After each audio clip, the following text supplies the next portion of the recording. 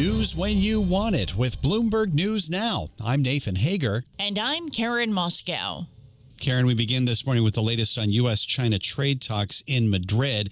Treasury Secretary Scott Bessent says the administration has made, quote, good progress on technical details with China.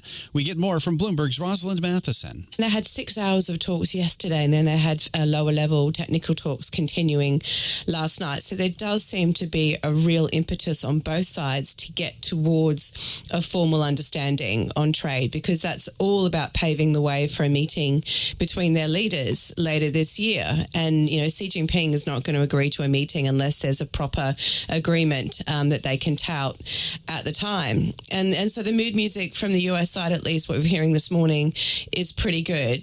Bloomberg's Roz Matheson reports Secretary Bessent says the U.S. and China are very close to resolving the TikTok issue. President Trump discussed that before boarding Air Force One. They're negotiating TikTok right now. We may let it die, or we may, I don't know, it depends, up to China. It doesn't matter too much. I'd like to do it for the kids. They like it.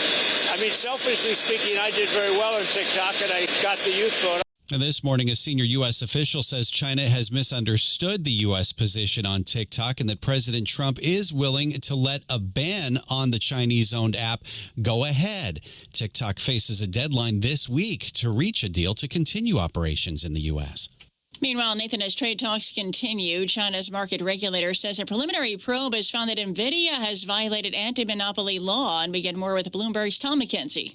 Well, number one, it's interesting, of course, the timing, because this happens as the talks are continuing between the US and China in Madrid on trade, and no doubt semiconductors and the chip industry will be part of that conversation. Number two, it follows additional actions by China over the last 48 hours or so, including anti-dumping measures and further scrutiny of the sale of other chips into the Chinese market. So it's a reminder that China is signaling to the US that it has cards to play. And that's Bloomberg's Tom McKenzie. Nvidia shares are down 2.5% this morning. And Karen, President Trump is weighing in on the Fed's highly anticipated rate decision this week. Policymakers are widely expected to cut rates for the first time during the Trump administration. I think you have a big cut, because I don't think he can help but cutting. It's perfect for cutting. And the thing that he's hurting the most is housing for people. But because we're doing well on everything. Energy's way down. Groceries are down. Everything, almost everything is way down. But housing, because of the Fed, is not what it should be. And the Fed makes that decision on Wednesday. Stay tuned that day for a special edition of Bloomberg Surveillance. Our coverage begins at 1:30 p.m. Wall Street time on Bloomberg Radio, Bloomberg Television, and the Bloomberg Podcast channel on YouTube.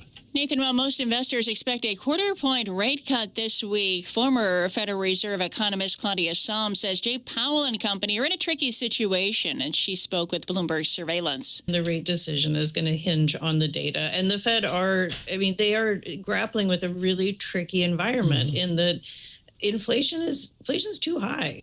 Like, it is not, and it's not moving towards the Fed's target right now.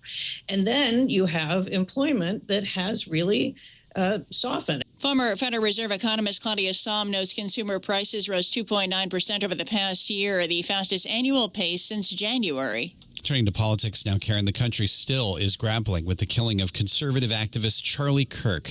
Last night, the Trump administration held a vigil for the Turning Point USA founder at the Kennedy Center. Director of National Intelligence Tulsi Gabbard was there. Charlie lived by the principle that no matter how horrible another person's speech may be, their ideas must be defeated by better ideas, not by resorting to violence. President Trump was not at the vigil, but he says he will attend Charlie Kirk's funeral next weekend. He is continuing to blame the left for stoking political violence. When you look at the agitators, you look at the scum that speaks so badly of our country, the American flag burnings all over the place, that's the left, that's not the right. Charlie Kirk was shot and killed last week at Utah Valley University. Utah Governor Spencer Cox says the suspect, 22-year-old Tyler Robinson, has a leftist ideology, but the governor is taking a wider view on whom to blame. I believe that social media has played a direct role in every single assassination and assassination attempt that we have seen over the last